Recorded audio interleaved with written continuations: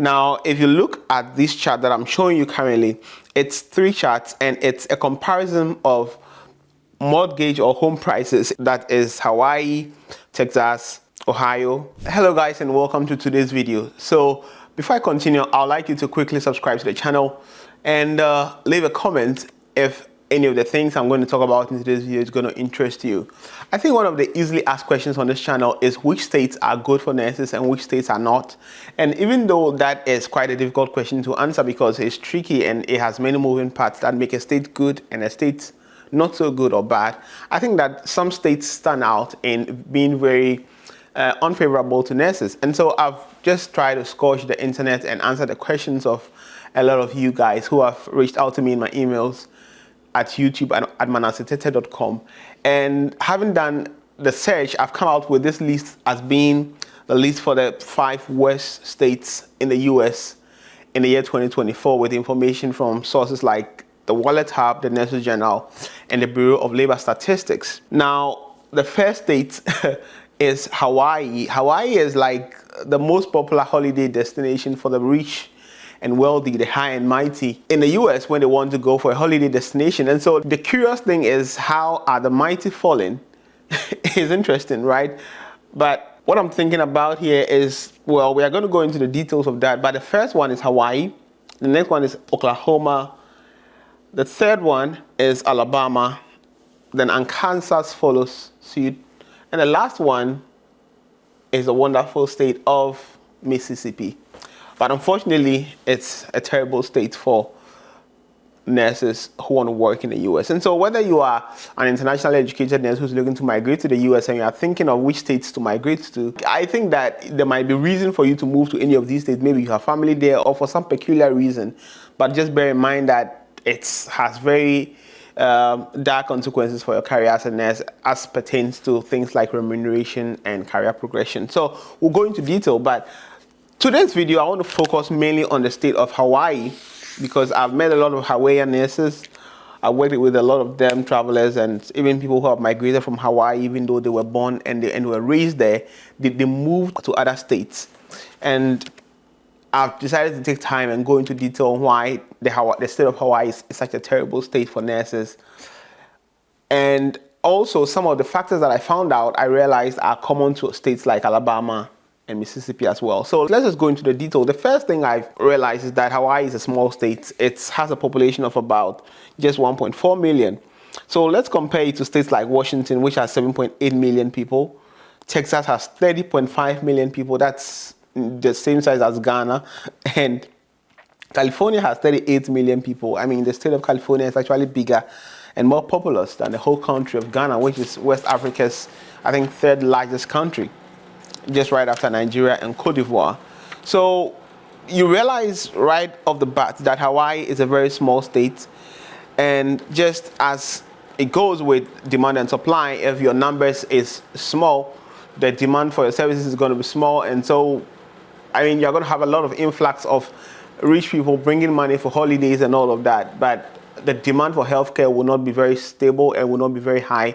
And so the incentive for hospitals to pay nurses very high will not be there simply because they are not making much, because the population or the market for their goods and services or their services is not that much.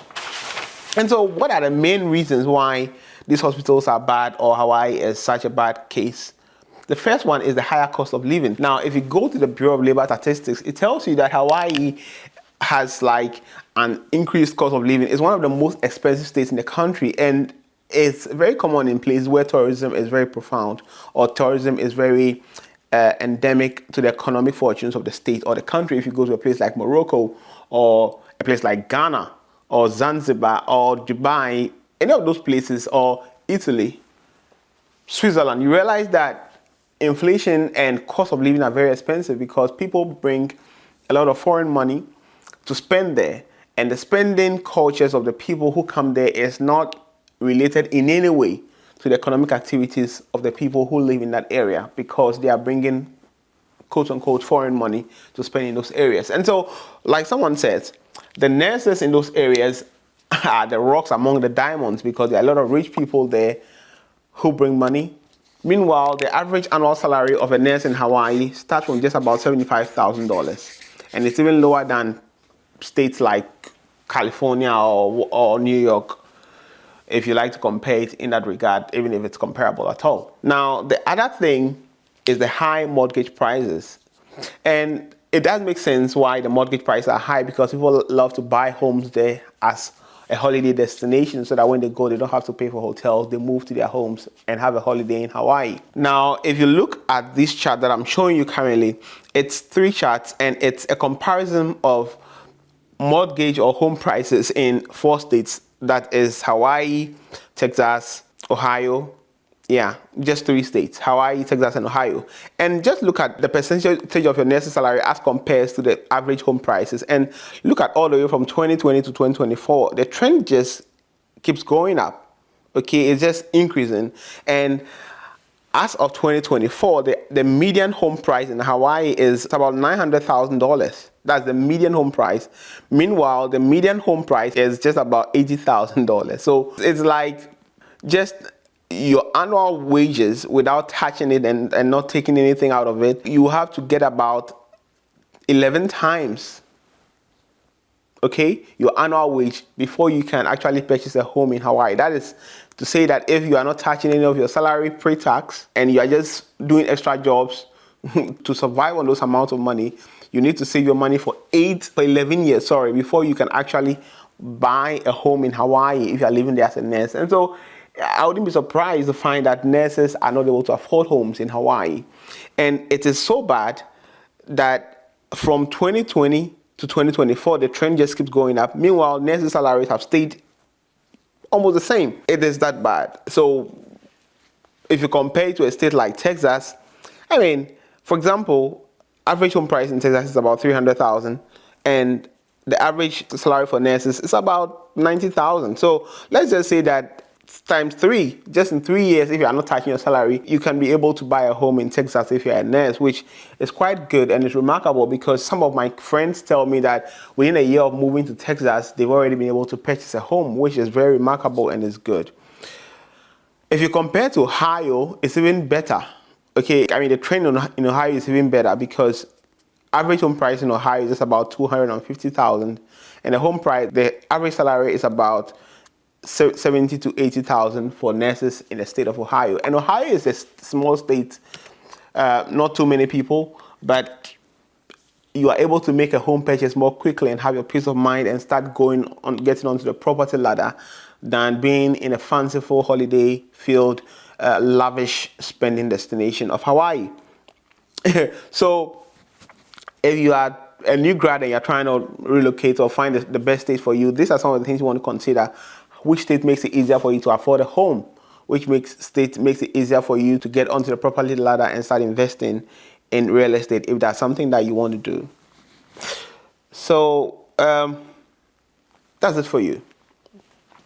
Now let's move on to the next thing. The next thing is limited employment opportunities. Now, if you are in a state which the population is just 1.4 million people, what you expect is that hospitals are going to be very few, because in like Washington, where there are about 8.9 million people, there are so many hospitals. In California, it's even worse. There are so many. Texas, same. New York, same. And so only 1.4 million people means that there are very few hospitals, and there's only one magnet hospital. Now, a magnet hospital in the US is the hospital that has achieved the highest standards of care in terms of patient care, staff retention, quality of care and safety, and all those things. And they use that to set as a metric and arrive at a value that is used to rank the hospital as being a top care hospital, which is regarded as a magnet hospital. And so in the whole state of Hawaii, there's just one magnet hospital, which means that there will be fewer slots for people who want to work in such tertiary hospitals. And I mean, compared to a state like, okay, let me say Washington, which is one of the states I know a lot about, it has about 5 or 6 magnet hospitals. So even though in nominal terms, Hawaii is very lower than Washington, in population terms, Hawaii is actually doing a good thing, actually, because for 1.4 million people, they have one magnet hospital. It could be better, but it's not so bad. And this translates to fewer employment opportunities for people who want to work in magnet hospitals. And the standard or the system is true for all the other factors when it comes to employment in the health sector there, because fewer health facilities means that fewer opportunities for nurses. If you go to a state like Arkansas or even Mississippi, they rank very low when it comes to the quality of healthcare in the entire country, which means that if you are a nurse and you want to work in those states, you are not going to get even top hospitals that give top healthcare, which is why it's ranked so low when it comes to the health or the quality for nurses index in the US. The next thing is the geographic isolation. You know, Hawaii is one of the very isolated states in the US, and unlike Midland states where you have booming economic activity, the educational opportunities in these isolated locations also play a role in making it difficult for nurses to find opportunities to progress their career when they want to do courses or they want to go to school or they want to do training and stuff like that. They have to travel long distances to get access to top or world-class universities that will give them the kind of training they need. And so it's quite bleak. It paints a bleak picture for your career progression if you want to focus on the academic ladder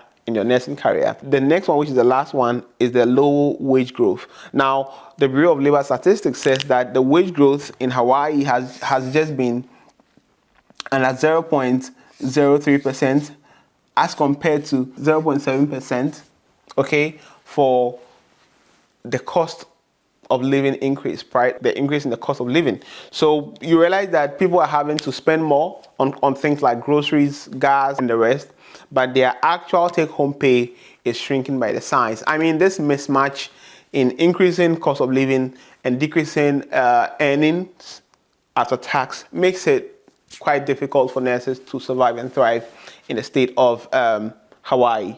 And so Hawaii is wonderful for holidays. Maybe you can go and make your money in a state like California or Texas, and then when you're on holidays, you get your PTO, or you just want to chill out with your friends or your partner or your loved one. Just go to Hawaii for a week, spend and come back. But if you want to find a place where you are going to thrive and work as a nurse, unfortunately, Hawaii is not a place for you, except you want to be a holiday bird and spend all your earnings on chilling and partying. Having said this, I've come to the end of the video. I hope this video has been helpful to those of you who want to know which states are good for you and those that are not so good. I want to thank you for watching this video. Please consider subscribing to the channel. It does help us a great lot. And I'll continue to work and make useful videos for you. Thanks for watching, and I'll catch you in the next video.